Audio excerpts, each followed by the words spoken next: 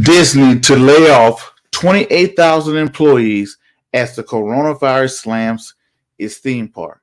Today we're going to talk about this was put out by CNN and they also CNBC, and they also included the letter. This came out from the letter from one of the executives at Disney, email that was sent to the employees saying they was laying off 28,000 people. 67% of the people will be part-time employees. So we're going to talk about what does this mean to investors and the impact that it has on investors and in the financial statement. So, ladies and gentlemen, if you haven't done so already, make sure hit the subscribe button, hit the bell icon, hit that like, comment, and share button.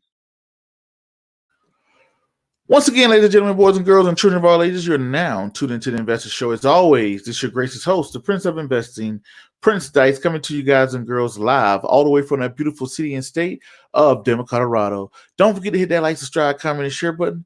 And as always, I don't have a lot of time, and I definitely know you guys and girls don't have a lot of time, so we're going to jump straight into it.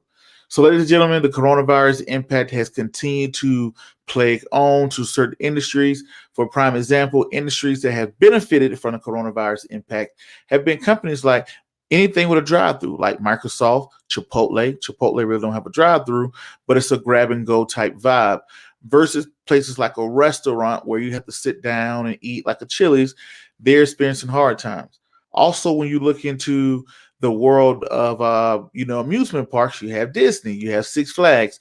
These companies are being hammered due to people not having large gatherings or whatever the case may be. So it hurts their business model. But Disney is one of those companies who has multiple streams of revenue, but having visitors in their theme park is a big one. So I'm going to start this off by reading the letter that was sent out to employees today.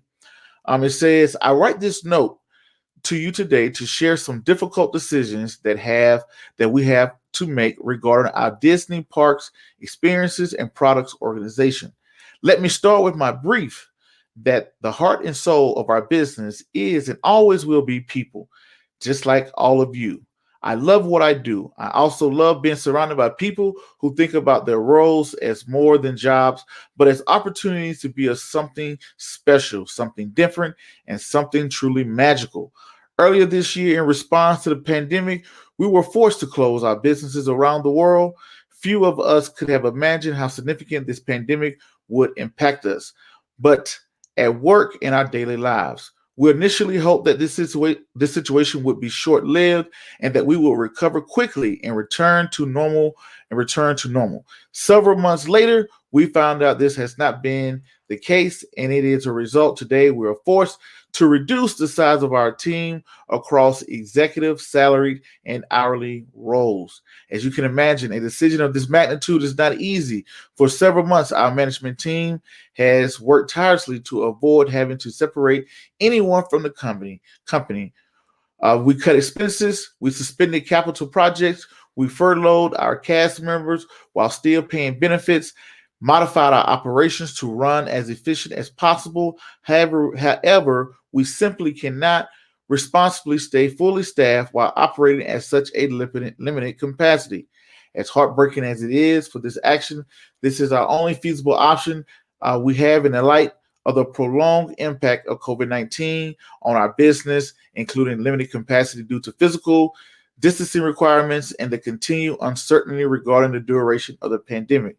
Thank you for your dedication, patience, understanding during this difficult time. I know that these changes will be challenging. It will take time for all of us to process this information and its impact. We will schedule appointments with our affected salaried and non-union hourly workers over the next few days. Additionally, today, we will begin the process of discussing the next steps with the unions.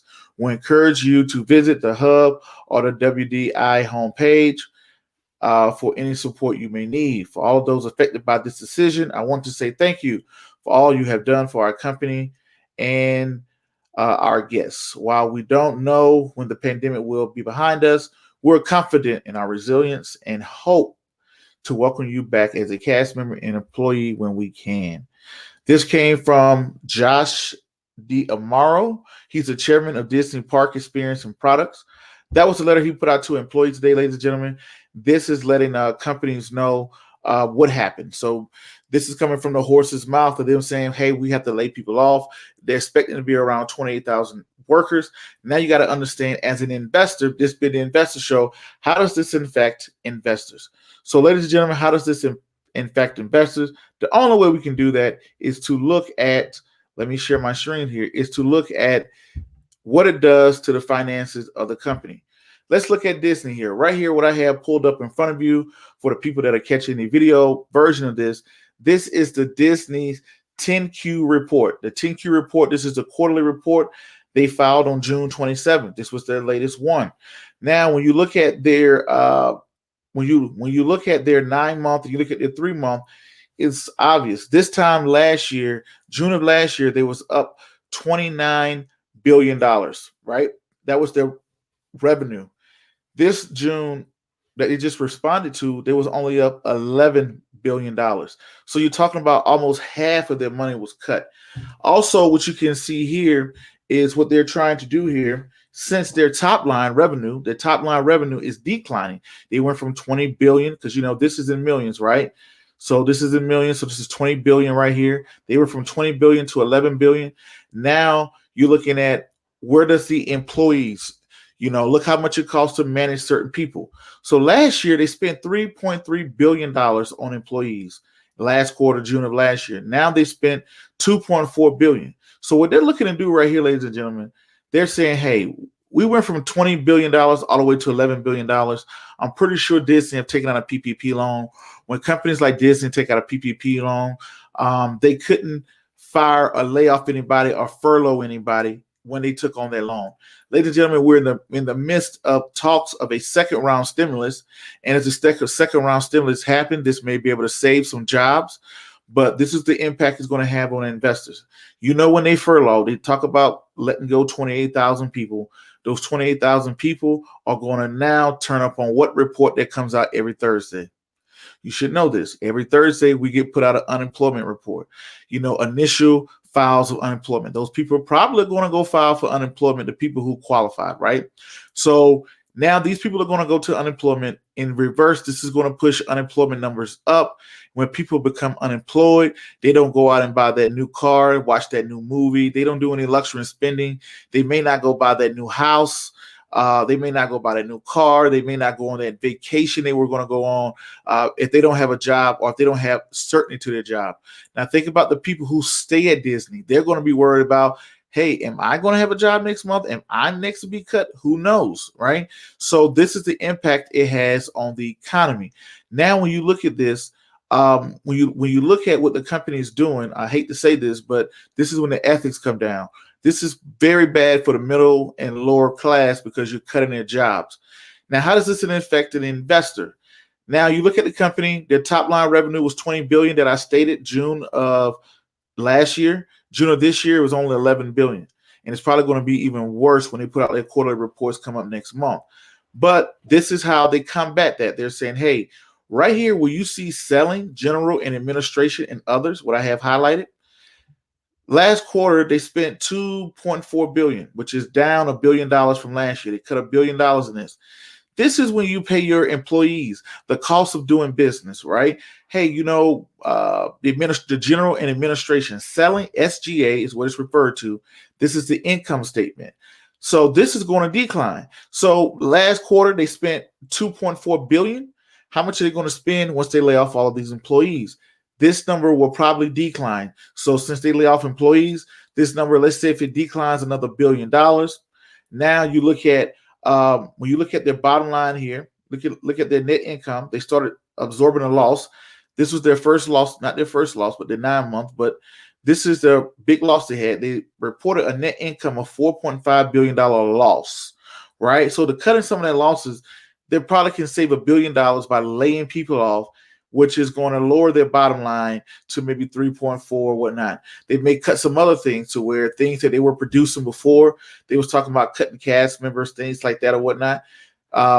This could help out. So when it comes down to impacting investors, when you look at the financial statement, you can almost bet your bottom dollar come June, July, August, September, when they get ready to report here soon, when they report their quarterly statement, you're probably going to see the SGA drop. This is the selling, general, and administration drop, which is going to save some of that bottom line. So they're going to try to cut some of their losses here. And you can see it happen in number time, not somebody talking about it, but in numbers. So this hurts the middle and the lower class. But as investors, I hate to say this, but a lot of times when companies lay off, people look at the company reshaping itself and going into the future even slimmer and better.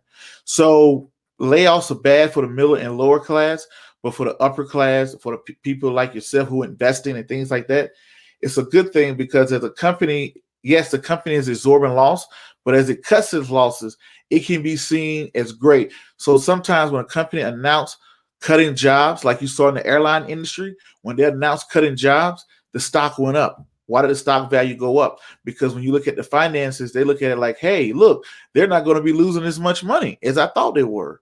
So it's actually a bullish move in a lot of companies. Some companies look at that as you're reshaping, you're leaning yourself out to be able to survive for the future. But the downside to that is people are losing their jobs out here who really can use their jobs at this time. But I wanted to show you that's the impact it has on the investor. It can affect unemployment, and reversely, when companies lay people off, they are increasing their bottom line. As you can see here, you can look June of last year, they spent $3.3 billion on SGA.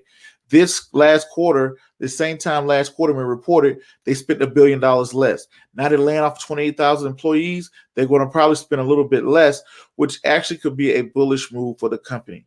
So this is how it can affect investors. Not saying it's the most ethical thing, but I'm just telling the truth. Let me see what you guys and girls are saying in the comments before I head out of here. Hey, what's going on, Tony Sear? He's commenting from Cleveland, Ohio. How you doing? We got somebody on Facebook who sends a check mark. Crazy. I can't say your last name here. And debates are on. Why are y'all watching? Okay. He said, why the debates are on? Why they tuning into the investor show? Because they want to. You're watching too. I don't know who you are, but okay, cool. Kendrick says, crazy thing is Universal Studios been packed for the last 2 months. Disney, not so much. That's a good thing. You brought up looking at what the competitor is doing. I don't really know who owns Universal. I don't know if they're a parent company or they are the parent company. But that's another thing. Look at the competitors, what the competitors are doing. But anyway, ladies and gentlemen, boys and girls, I'm going to get out of here. I just want to bring that news to you and also show you how you can look at the finances of this company. And we can kind of look at that. Max B, what's going on? He said, but the Disney catalog is where it's at. Yes, Disney, this is why it's important when I look at a company, ladies and gentlemen. This is why it's important you look at the sources of revenue. When you look at those sources of revenue, let's go here. Where can we see the sources of revenue? Let's go to the 10Q report. Now, as this 10Q report pull up, I'm going to stroll down here.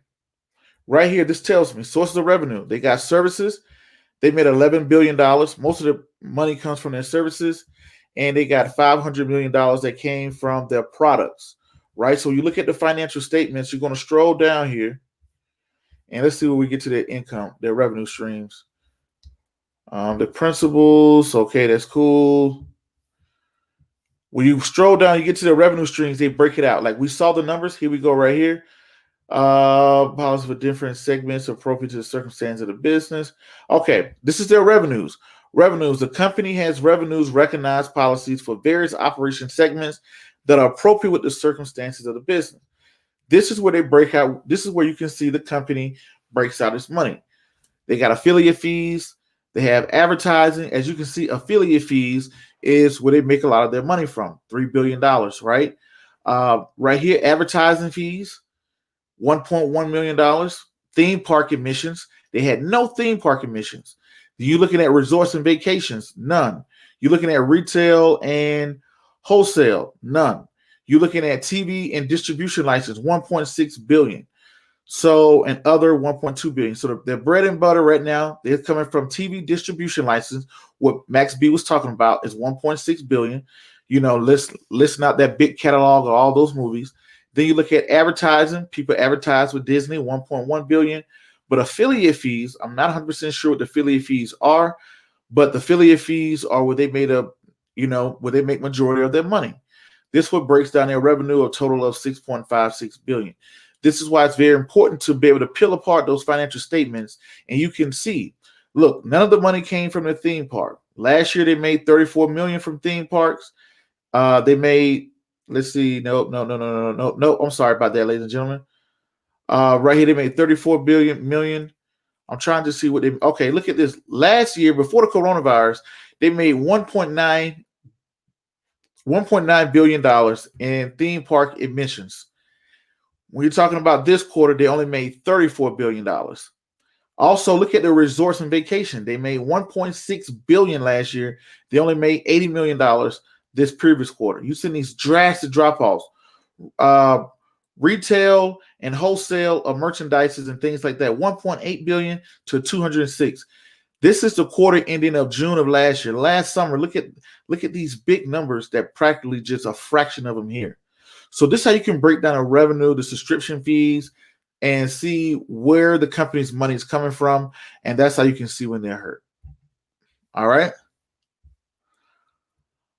All right. But anyway, ladies and gentlemen, that's my time. I thank you guys and girls for tuning in. Until the next video, podcast, cartoon, or whatever else crazy you see me around the globe. Peace. Be safe. I'm out. And thank you.